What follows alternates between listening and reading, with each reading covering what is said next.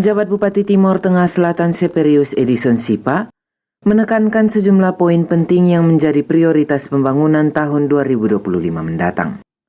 Hal ini ditegaskan Edison Sipa usai membuka secara resmi Musyawarah Perencanaan Pembangunan Tingkat Kecamatan atau Musrembang Cam di Aula Kantor Bapeda Kamis 21 Maret 2024. Menurut Edison Sipa, poin penting yang menjadi prioritas pembangunan tahun 2025 diantaranya penurunan stunting, kemiskinan ekstrim, inflasi, infrastruktur dasar, ketahanan pangan, pendidikan, dan kesehatan.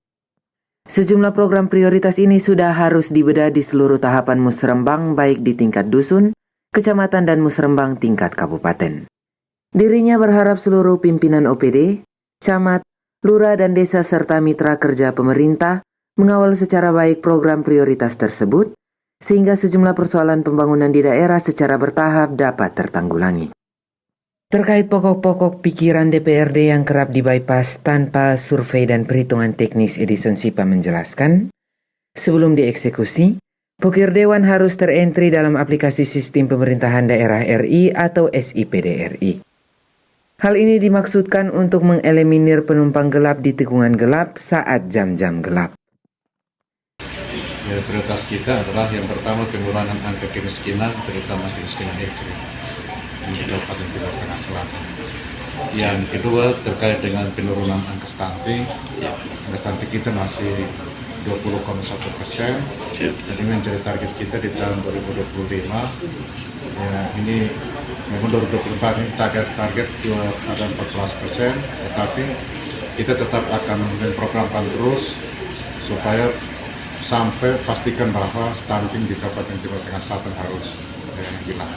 Jadi yang kedua, yang ketiga pengendalian inflasi.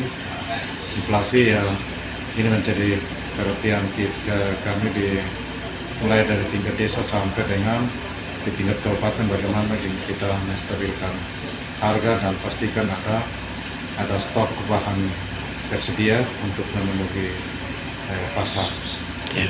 Yang berikut penguatan ketahanan pangan dari masyarakat. Itu yang ketiga. Yang keempat peningkatan mutu pendidikan dan derajat kesehatan. Yang kelima peningkatan kuantitas dan kualitas komoditi unggulan daerah. Dan yang ketujuh pembangunan infrastruktur dasar dan ekonomi yang berwawasan lingkungan dan kebencanaan.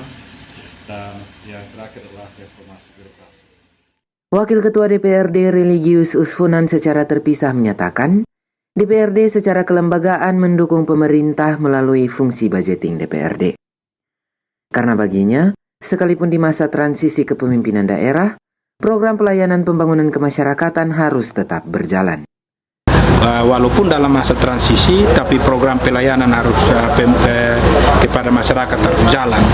Jadi kita tentunya dalam melaksanakan fungsi DPRD, fungsi penganggaran, kita dukung pemerintah untuk itu bisa dilaksanakan. Kepala Bapeda Kabupaten TTS Johannes Benu di ruang kerjanya menjelaskan, Musrembang Cam tahun 2025 digelar secara virtual selama 2 hari dan dibagi dalam 5 zona.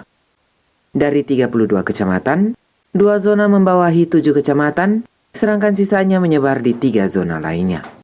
Pak Polce dan rekan-rekan, pemerintah daerah Kabupaten Timor Tengah Selatan pada tahun 2024 ini menyelenggarakan musyawarah perencanaan pembangunan tahun 2025 yang dilangsungkan selama 2 hari. Mulai hari ini dan besok bertempat di kantor Bapeda Kabupaten Timor Tengah Selatan. Dan untuk kegiatan musrembang tersebut dilakukan secara virtual. Terbagi dalam 5 zona.